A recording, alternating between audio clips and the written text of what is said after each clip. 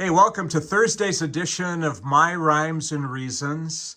I'm here with Craig Thorpe, who's been my guest throughout the week, introducing us to his life of art and music.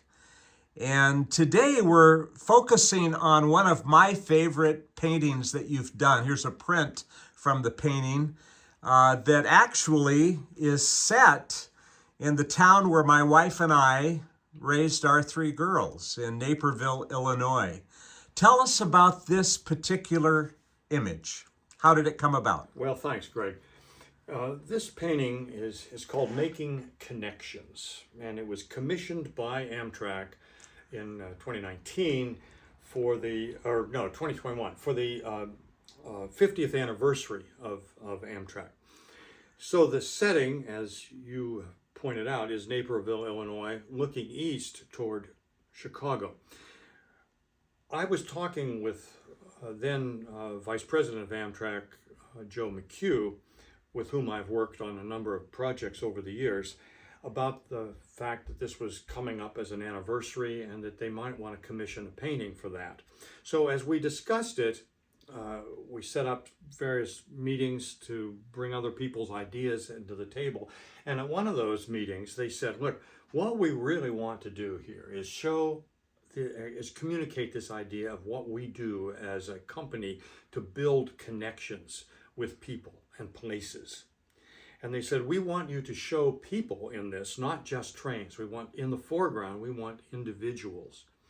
So as we talked this thing through, I could see that their focus was a little different than typical commissions, which were simply about the trains. But so what we have here are a number of things going on.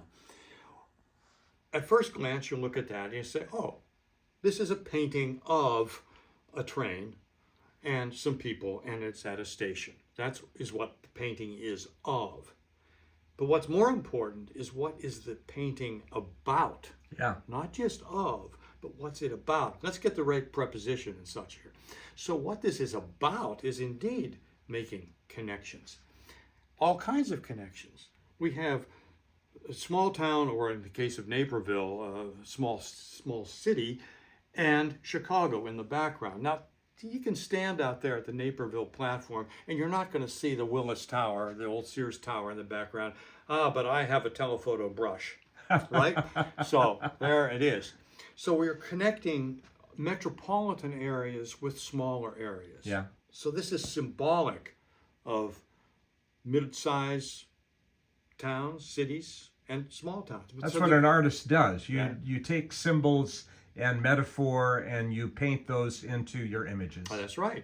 And a word of credit is due here. I contrasted what is this painting of with what is this painting about. Those are not my ideas. That goes back to James Popsis, who is a contemporary British landscape photographer.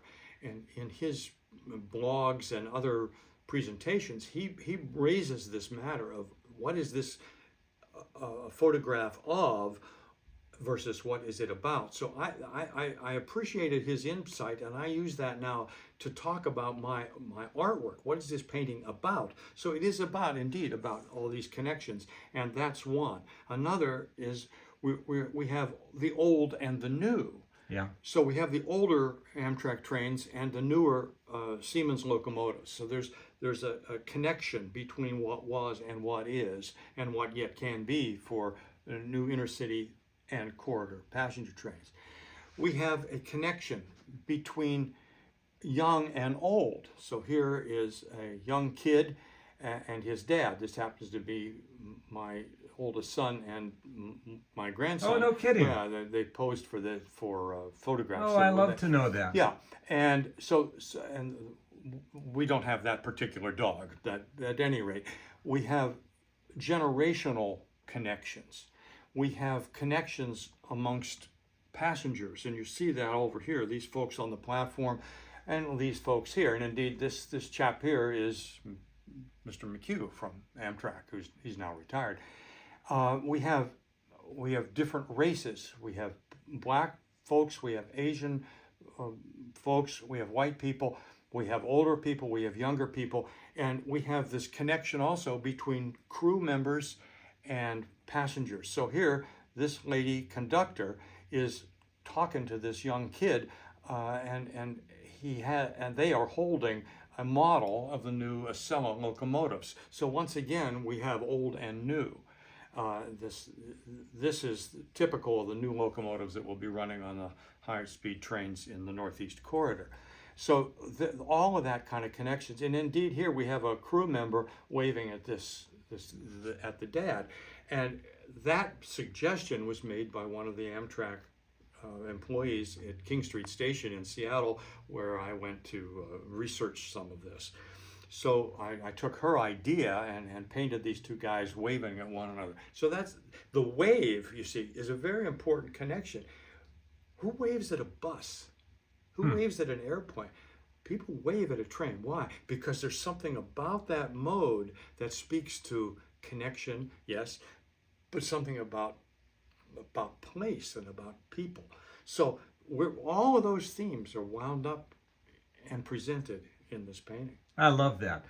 And now that I know that your son and grandson are represented, having been models for this painting, one of the things that jumps out at me is, as the conductor is handing this model to the young boy, is the image of generational connection in terms of faith. I think of Deuteronomy chapter 6, where Moses advises the people of God their obligation in passing on the values of the faith from one generation to the next, in their comings and goings, as they get up, as they lay down, as they're walking together, using opportunities, everyday ordinary circumstances, as a means of teaching what it means to trust God, what it means to follow the Lord.